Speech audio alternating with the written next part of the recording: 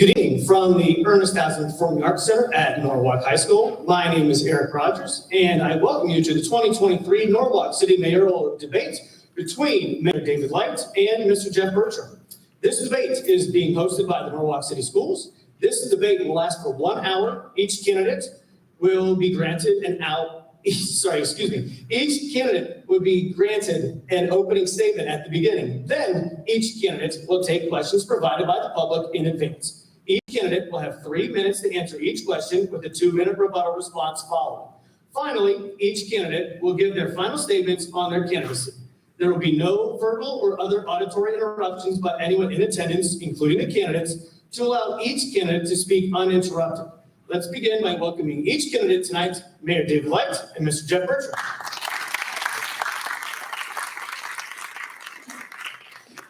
All right, good evening, gentlemen. To begin the debate, you will give your opening statements about yourself and your candidacy. We will begin with Mr. Mayor Light. Thank you very much. Appreciate the school board for hosting this event tonight, and it means a great deal to me and the community. Apologize in advance for the glare you must be experiencing out there when you're physically challenged and ears this big. There's not much you can do about that, but so the lights are bright, but sorry about that. Again, my name is Dave Light. Most of you know me. I was born here in Norwalk, spent my entire life here, never left Norwalk. Graduated from Norwalk High School, as did my wife Kim, who's here tonight, and both of my children. Upon graduation from Norwalk High School, I began working full-time at Norwalk Furniture. I actually started the first day of school my senior year and worked throughout my senior year. Then within a week after graduation, I started working there full-time. I stayed there for 10 years. And during that time, a friend of mine and myself opened Norwalk's first gym in downtown Norwalk, and that was a successful operation for 6 years. But that afforded me the opportunity to meet local state troopers and deputy sheriffs and city police who encouraged me to join the Norwalk Police Department and go through the police academy, which I did, and finished top student in my class, which then made me realize that was my passion and what I wanted to do. So I was hired the next year at Norwalk Police, and I stayed there for 33 years and 5 months. Worked through the ranks there at the police department, 12 years in the detective bureau, went up to the rank of captain, and then was hired as your chief of police in 2009 and remained there in that position for a little over 8 years. I retired in 2018 and worked for adult probation for a while, establishing the first pretrial services program at Common Police Court, and worked in probation for about 18 months. And during that time, we decided to take a shot at running for mayor. We felt that there's a lot more that could be done in Norwalk, and we felt that Norwalk's just the best little city in the whole country as far as I'm concerned. Great school systems, 2 great school systems, great safety forces, fire, police, EMS. We have just outstanding public services, whether it's for general services. Everybody keeps this town running, does an amazing job. So ran for mayor, got elected almost 4 years ago, and off to the races we went. So as we got sworn in for this position and we're walking out of the courthouse, I told my wife, Kim, what could go wrong? You know, we managed the largest budget in the city, and I thought it would, not be very difficult. Well, 3 months later, we're in the middle of a worldwide pandemic, and we're trying to figure out how to keep people employed and what we're going to do and pull back on budgets. And it was an interesting experience, to say the least. But throughout all that, of course, I mentioned my wife, Kim. I've been married 41 years now and counting, and having a great time. I'd say both kids went through Norwalk High School, graduated from Bowling Green State University. My son's down in Cincinnati, working for Mass Mutual insurance companies, writing code. He had his master's in computer science. And my daughter also graduated from Bowling Green State University, a bachelor's in criminal justice, and working full-time at Kern County Sheriff's Department. I'm very proud of him. Upon taking the position of the mayor, first thing we did was reach out to people in the community, and we formed a committee called Creative Minds. We took about 14 to 16 people out of the community that I felt were people who made an impact in the day-to-day lives in our community, and formed this Creative Minds group. And we started spitballing, just trying to figure out what we needed to revitalize the downtown and liven it up a bit and make it a better place to affect the quality of life for our people graduating from the schools and leaving and then coming back. We want them to come back here. We also want to make it a destination place for people to move to Norwalk and raise their families and live and worship and work here. So we wanted to do things to spruce it up. So we did some stuff that my daughter calls funsy things. We started out with fun things like the Hometown Hero program. So we had Wendy Mercer come into City Hall and ask about forming a Hometown Hero program. After a couple of meetings, we had a pilot program in 2021 with 26 people coming in and having their loved ones, their military personnel to honor them. And now it grew to 181 this last year. We finished up the multi-use path for 2 miles of program, miles of a pathway you can enjoy walking and riding your bike on. Sewer Family Park, restrooms, the first restrooms we had in Norwalk for over 40 years. To include the splash pad, working with Restore Norwalk Group, who also paid for that, and the fence you see around it. And our general services always rises to the occasion, do an amazing job. They put in hookups to accommodate 8 food trucks. So we got the water and electric there for 8 food trucks, and the lights you see overhead, and we blacktopped it, so it's a beautiful place that it is today. And that will soon be accommodated by the Paul Brown statue. Well, Saturday, October 21st at 2 p.m., we're going to have an unveiling of the Paul Brown statue. It's in the front of Sewer Family Park right there, with a lot of dignitaries coming from out of town for that.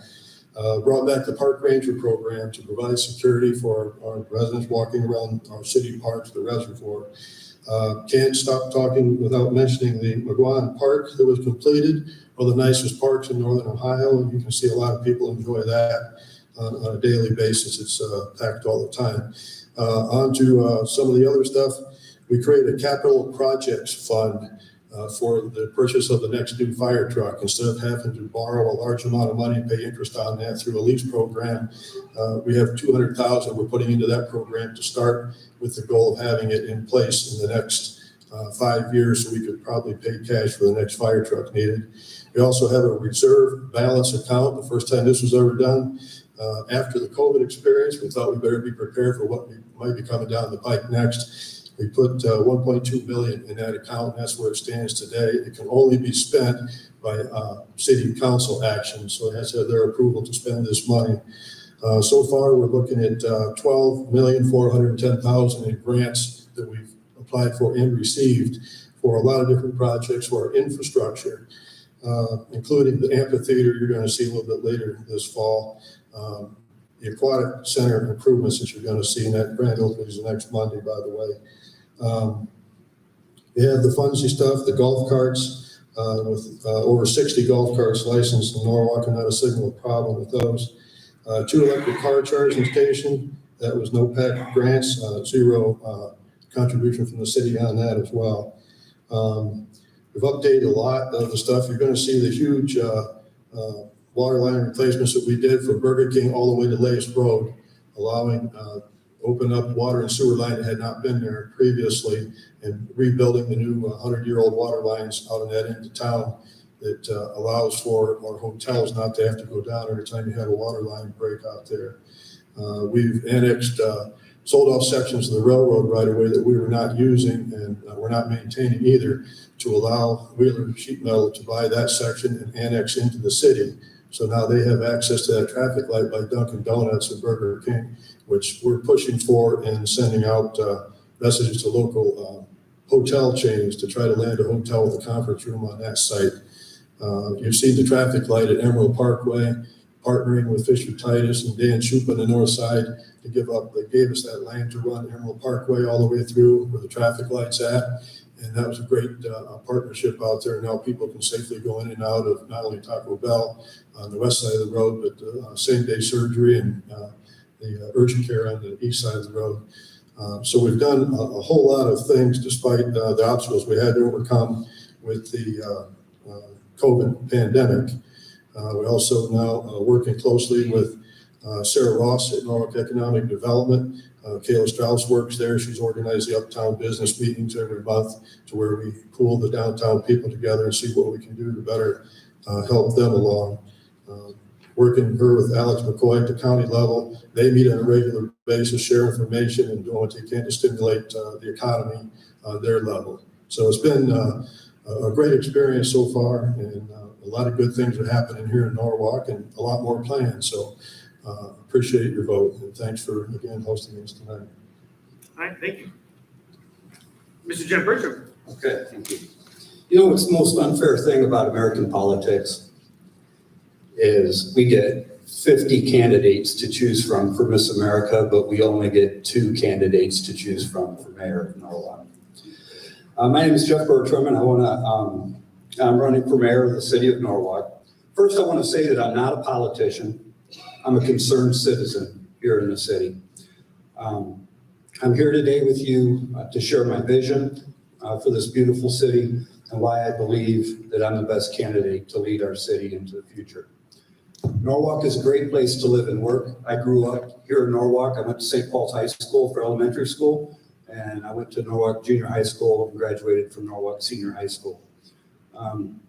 Due in large part to a lack of job opportunity in the city, I joined the United States Army in 1979 and went off to become a military policeman. I was on active duty for 11 years, and after 11 years, I left active duty, came back to the city of Norwalk, where I worked as a laborer on a survey crew for a short period of time. And I took the civil service test for the city of Norwalk out at Norwalk Junior High School. At the time, there were 184 applicants for 2 positions for police officer on the city. It was a very, very coveted job to have at that time. And I did finish in the top 3, but I was not selected. So at that time in 1988, over in the city of Grafton, they had opened a brand new prison called Grafton Correctional Institution. So I applied for the job over there and was hired as a correction officer. I worked for the Department of Corrections for 31 years. And during that time, I attended Walsh University, where I attained my bachelor's degree in management. While I worked for the state of Ohio, I held several different positions within the prison system, while also being a member then of the Ohio Army National Guard. So I had some deployment time. I am a veteran of the Afghanistan War. And after Afghanistan, I stayed on and taught counterinsurgency and counter IED tactics for the Army, for soldiers that were mobilizing to Iraq and Afghanistan. My last duty assignment was at Camp Perry. I was the first sergeant up at Camp Perry.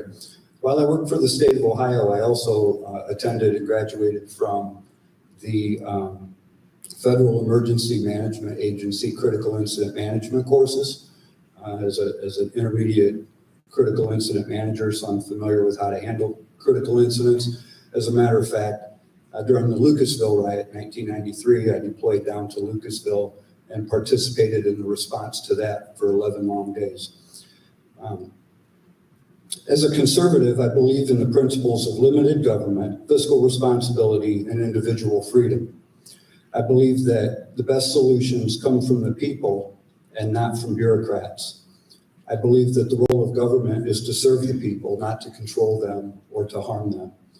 Before I decided to run for this position, the first thing that I did was I sat down and I prayed about it with my wife.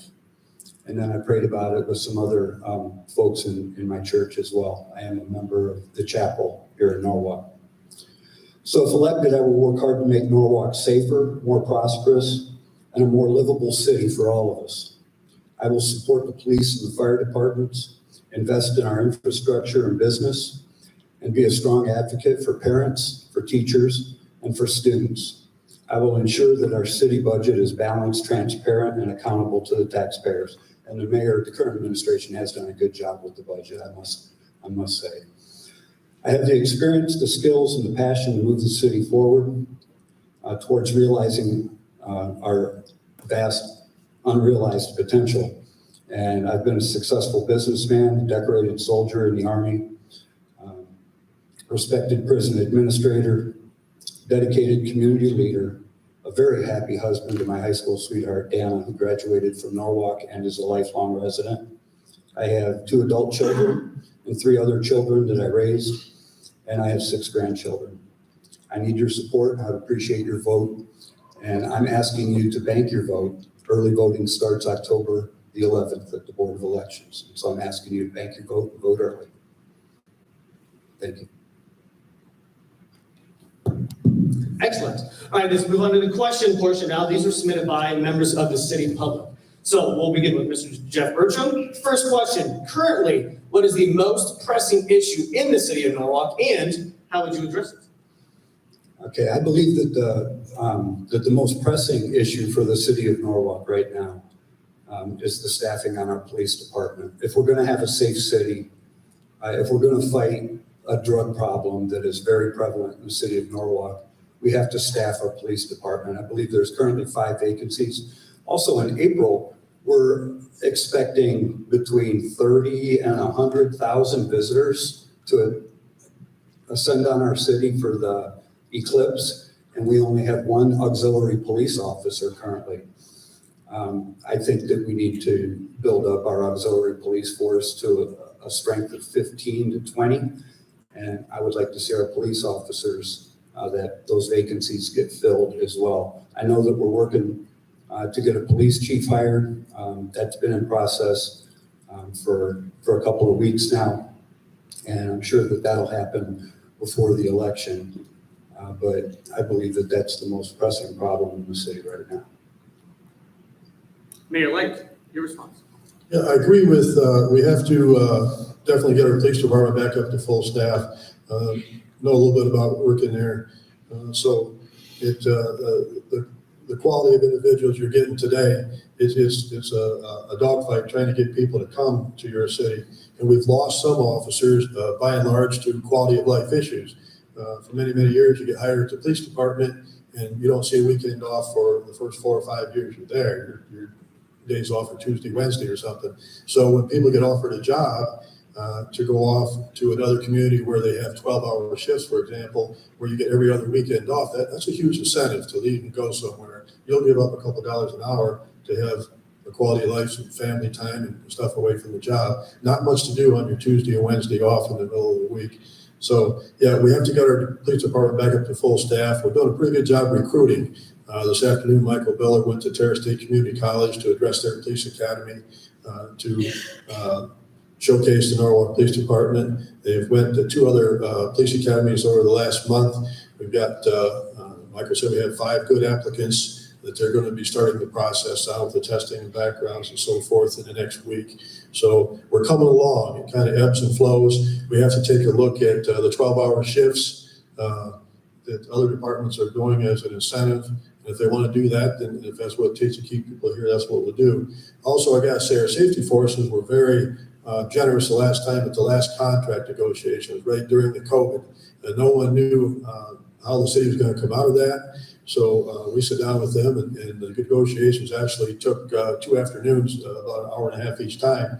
And they were very helpful for the city. They settled for raises of 2.5%, 2.5%, and 2.5%. So definitely they've done their part. And I think with the revenues coming in the city is solid now, that we need to take care of our safety forces and get back on top. So there, and the other concern of mine is, of course, condition of our streets and roads. We're on the 7-year cycle with the state of Ohio. They come through in the blacktop Route 250 corridor all the way through town, and then Route 61, 18, and 20 goes right through downtown Norwalk as well. So on that cycle, we're at the end of that cycle now. We're in the next year and a half, you're going to see them stripping down those roads and repaving them. So now you're at the point where those roads are in repair. So you're seeing our general services make spot repairs at different places, down by Wendy's and places where that's being taken care of to try to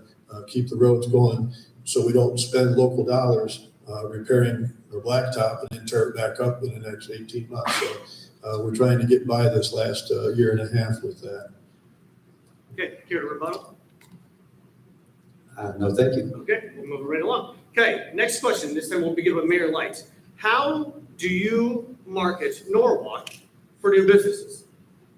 A couple of different ways. We work again closely with Sarah Ross at Norwalk Economic Development. And if you notice, when we started with economic development a few years ago, we were funding them with $60,000 a year. When the COVID hit, we had to pull back by 20,000 on that. We kept 40,000. We cut back to 40,000 a year. Now this year, we went back up against the 60,000. So we meet weekly with Sarah. She comes down and meets and discusses what projects are out there, what companies they're looking at to relocate or land here in Norwalk, along with the county commissioners hired Alex McCoy. He's got some more global experience, and I'm happy to say that those two work closely together. So we do that. Then from my own personal standpoint, we've drawn up maps of available properties, especially on the north end. One of the things that I have not accomplished yet, and it's frustrating, but I want to see another hotel here in town with a conference room. So we've been personally calling hotel chains and sending them overlays and maps of what's available on the north side and what we've done infrastructure-wise to prepare for them. So we try to market hotels coming to town here and help out. Plus, we meet and work with local real estate developers. Anytime someone calls and has a need for a business, we'll get on the phone and just call them directly. I know several local realtors have signs and properties that are available, so we know where those are at. And when businesses call, we'll refer them to that real estate agent because that's whose sign is in the yard to try to encourage that. Okay. Same question to you, Mr. Bertram. So how would you market Norwalk to new businesses? By streamlining regulatory process, reducing unnecessary bureaucracy, and creating pro-business environment that celebrates entrepreneurship. I've been downtown and I've talked to some of the business owners downtown, and as a mayor for the city of Norwalk, I would certainly be a cheerleader for local businesses to encourage people to buy in the city of Norwalk.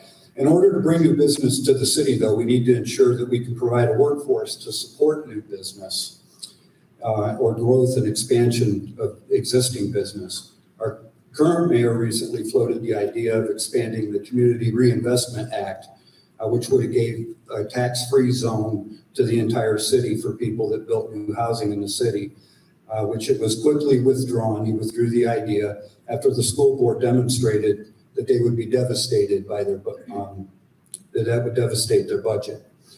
I will work with local real estate professionals to bring investors to Norwalk that are willing to build functional, attractive, modern, and affordable housing and bring that to town and bring the workforce needed to support new and existing business. I've also proactively made an appointment with the city manager down in the city of Dublin, which has been a very successful city in the state of Ohio, and I'm going to spend an afternoon with her getting some of her ideas on how they bring business to Dublin as well.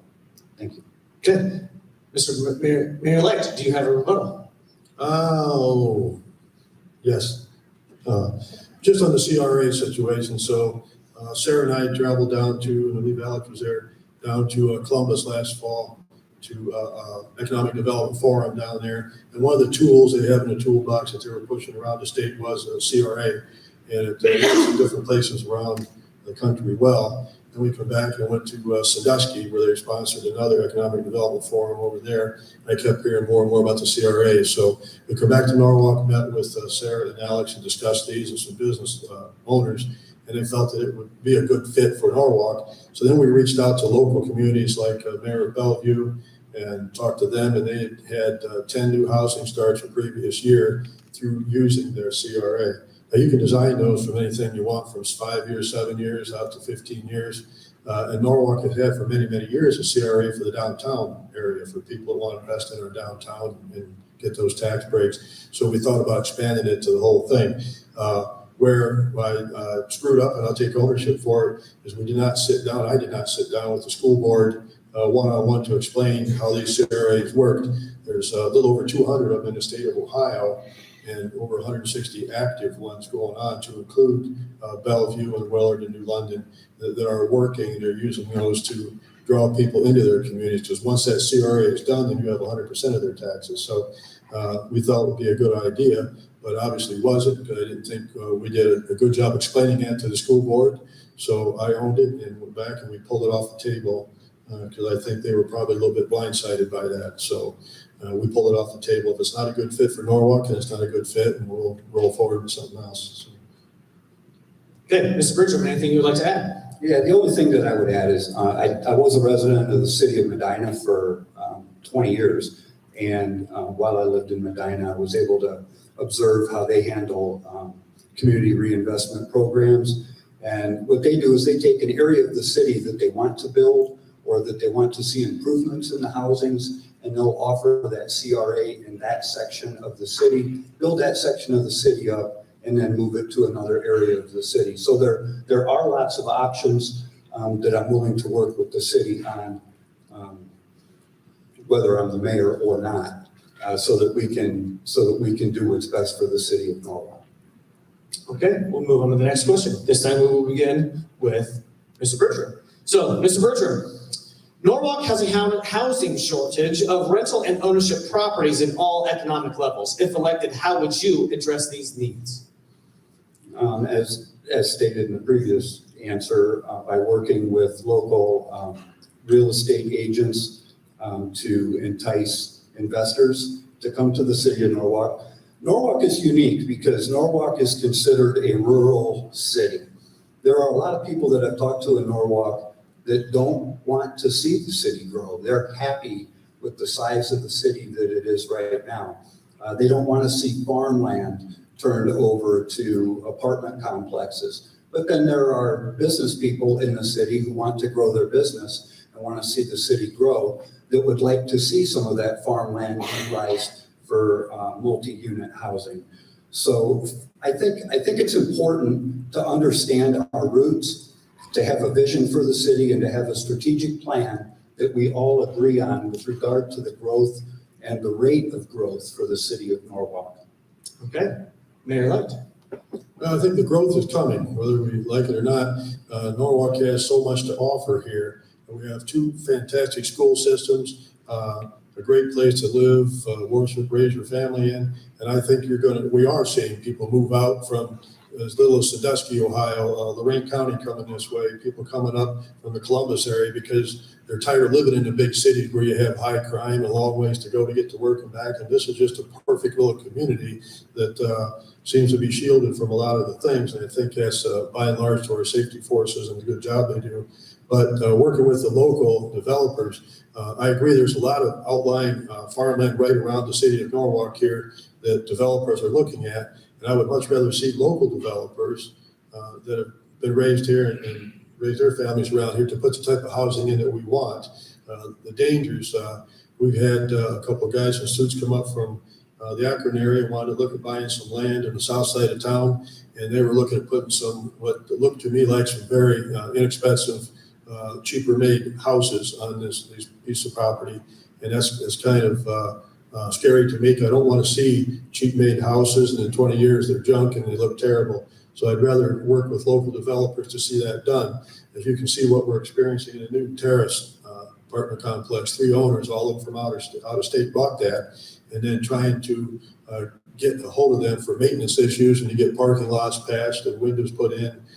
That's been a nightmare. So we recently had some meetings with them and got them to realize and appreciate our concerns. So they brought a manager in from North Carolina to come and manage those properties and make the necessary changes. So yeah, I agree. I think it's coming. I think you're going to see expansion. And what we've tried to do, everything from our coronavirus funds to ARPA money, is to provide that infrastructure that's going to be needed for that expansion down the road. You're seeing us rebuild the back half of our sewage treatment plant right now. It'll take us to the next 50 years and be able to accommodate the sewage for the next 50 years. And no matter where we have businesses come or housing developments come, that'll be able to be a reality. We'll be able to handle the growth that we need. But I think it's working with the local investors. We have some darn good builders here locally. Norwalk's a construction town, always has been, and you're going to see a lot of the local construction people get those contracts to step up and help the process through. Mr. Bertram, do you have a response? I do. Many people may not be aware, but the state of Ohio Governor Mike DeWine recently passed legislation where cities just like ours can take up to 100 acres, and there's a grant available to put infrastructure into that 100 acres to make it more appealable to business, to bring business into a city like Norwalk. Good. Mayor Light, response. So that grant's being looked into, and Fisher Tice has hired a full-time grant person who's working with NEDC to apply for that grant right now. So that's going forward. All right, we'll move along to the next question. This time we will begin with Mayor Light. Mayor Light, what are some financially responsible actions that can be implemented to improve Norwalk? I think part of it is what we already created, this reserve balance account for emergencies that come forward. We were scrambling when the COVID hit here because no one had ever dealt with something like that on that magnitude before.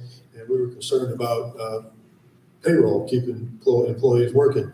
If you've noticed, it started way back under Mayor Lesch's administration when they started, we all took classes on properly budgeting and managing money, and a lean government approach was adopted way back then. So now we no longer have a third shift at the wastewater treatment plant, for example. It's all done and computerized, everything monitors it, and you can call somebody in the middle of the night if we need to. But we have leaned out every department in the city as much as you can, with the exception of the police department, who we added officers for the safety. We added a 25th officer just 2 years ago. But I think when emergency strike, God forbid a tornado or anything, you have to have that money set aside for emergencies, and that's what we've started with, that reserve balance account, and to add more to that each year. So I think we have to maintain reserve balance accounts, but also we operate the whole city off of 1.5% income tax. It's been that way for a long time. 1/4% of that 1.5 goes for your sanitation department. It pays for your garbage trucks and your sanitation, the people to pick up your trash on a weekly basis, with a street sweeper that goes by the very next day to clean the streets afterwards. And that is an amazing benefit to have for our people, to get their trash picked up every week like that. And then those guys work as harder than anybody in the city. So they do an amazing job. But that 1.5% I was talking about, the way to maintain 1.5% and not have to raise taxes on people is to grow your base at the bottom. So when our businesses have good years, when you see Faberweld have a good year, and you see New Horizons Baker, we have a great deal of diversity in the city. So even during COVID, when a lot of local communities and around the state, around the country were getting hit very hard, the bakery is still making buns for McDonald's and still chugging away. Fisher Tice, of course, during the pandemic, 1,400 employees are the county's largest employer. So they were packed. They were busy all the time. So thank God we had the diversity in our community to keep growing and seeing additions being put onto those businesses, which then contributes to that 1.5%. So the better paying jobs and the workers we have keeps us stable and keeps us from having to raise income taxes like a lot of communities get in trouble and have to do. So I think it's to grow the base and keep our taxes at 1.5% and move forward. So. All right, Mr. Bertram, same question. So what are some financially responsible actions that can be implemented to improve Norwalk?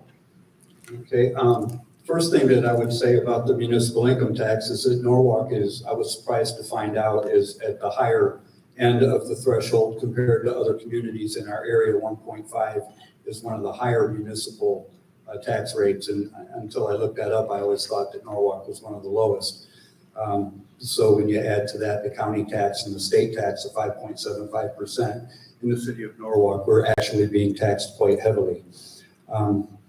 We have to prioritize essential services. Obviously, we have to consider efficient spending, and we have to seek revenue avenues that don't burden the taxpayers. And so what the mayor was talking about as far as having successful businesses and businesses that are generating revenue obviously generates revenue for the taxpayers so that we can provide the services that we need here in the city of Norwalk.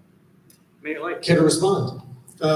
Just on the income tax, we've been at 1.5% for many, many years. City of Bellevue went to 2% just in the last year. City of Sandusky went up to 2% also. And 0.5% makes a lot of difference in when you have the money available to run the city. But I would have to think, I believe Willard is at 1.5%. So I don't know anybody that has lower income tax in this area than what we have. That's all. Mr. Bertram, care to respond? I would just say that the numbers I was able to find show New London at 1.5%, Norwalk at 1.5%, Milan at 1%, Willard at 1.375%, Sandusky at 1.25%, and Medina at 1.25%. The city of Lorraine is at 2%. So I don't know if those numbers are old, but those were the numbers that I was referring to in my answer. All righty, let's move along. So this time we'll begin with Mr. Bertram. So Mr. Bertram, what would be some issues that you would need to address if issue 2 passes? Wow, I am not a supporter of issue 2. I think that we have enough trouble with legalized alcohol in our communities, let alone legalized marijuana. And I know that that's not a popular position to hold, but I don't think that there's a family sitting here today that hasn't been touched by the effects of drug addiction or alcohol addiction in their own families. I know that mine has. And so I am not an opponent of issue 2. Obviously, if the issue passes, we're going to need to make sure that anybody that's doing business in town can regulate it. That's another big question that I have about issue 2, is they talk about it would be legal to have up to 12 plants. Who is going to monitor that and enforce that? And I know that in the state of Colorado, where they legalized marijuana, traffic accidents rose exponentially, and insurance rates corresponding to those traffic accidents raised their rates exponentially as well. So I don't think that issue 2 is good for Norwalk. I don't think it's good for the state of Ohio. But if it does pass, we will have to shore up our enforcement to make sure that the regulations that are put in place by the state of Ohio are followed. Mayor Light, same question. So what issues would need to be addressed if issue 2 passes? Well, I'm all about the medical marijuana thing. It's done amazing, proven to be amazingly successful for dealing with everything from PTSD to different types of depression, anxiety, and so forth. When you're talking about legalizing recreational marijuana, I think they may have gotten into this a little bit too fast. One of the concerns I have is the amount of drunk drivers and the lives that are lost every year because of drunk driving on the roads and so forth. The problem I see right now that's still a question mark is the state of Ohio has not developed any way to test for people driving impaired with marijuana.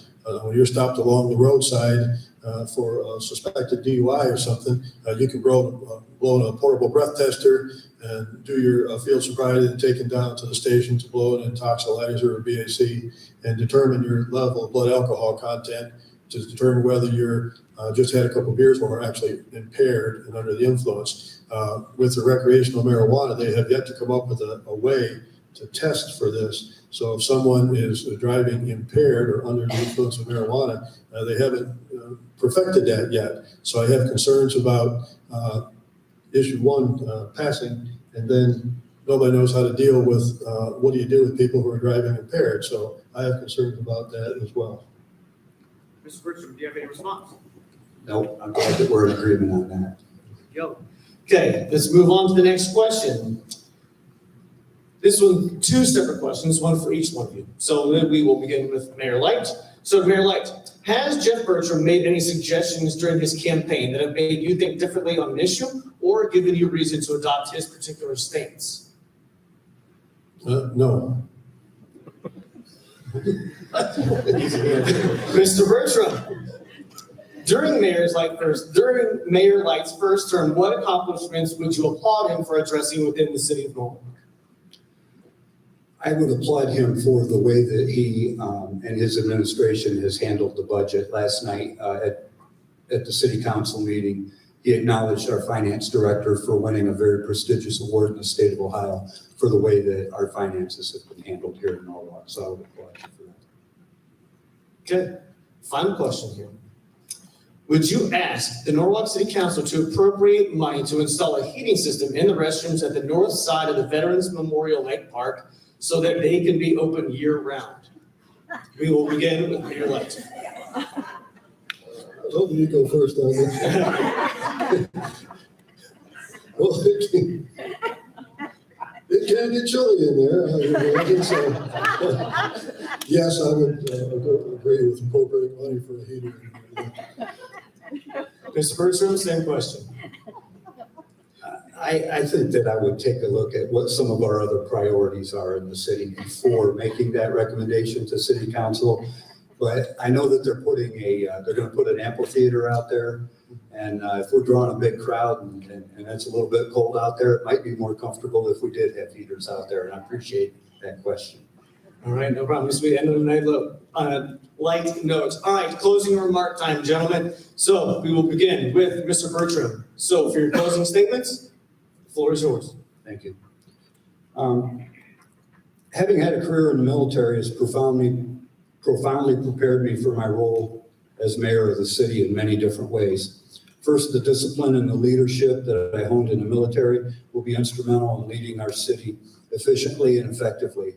One of the things that I didn't mention earlier is that I am a graduate of the United States Army Sergeant Major's Academy, which is the highest enlisted school in the United States Army. The military has instilled in me a deep sense of responsibility, integrity, commitment to the welfare of all of those under my charge. When I was a first sergeant, I typically had from 175 to 200 soldiers under my charge. And I know that a city is a lot bigger than that, but the number of employees in the city is right in line with what I supervised in the military.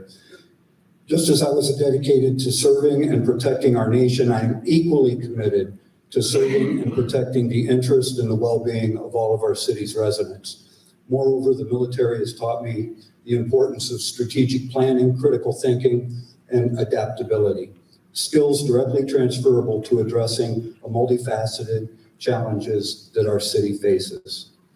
And so I thank you for your time this evening. I thank you, Mayor Light, for joining me in this debate. All right, Mayor Light, your closing remarks. Very welcome, and Jeffrey, thank you for your service to our country. Much appreciated. So that's why we enjoy the freedoms that we do. Thank you for being here again tonight, and everyone, great job. And I think we've accomplished a lot in the last 4 years during some incredible times with this worldwide pandemic, and every day showing up to work not knowing what you're going to do or how you're going to have to deal with it. A lot of uncertainties coming out of Washington, D.C. and Columbus, how you're supposed to, where you wear a mask, do you not wear a mask, are we good to go, or are we not? And keep an eye on a real tight budget. So it's been some trying years starting off in the beginning, but we accomplished a whole lot once we got rolling.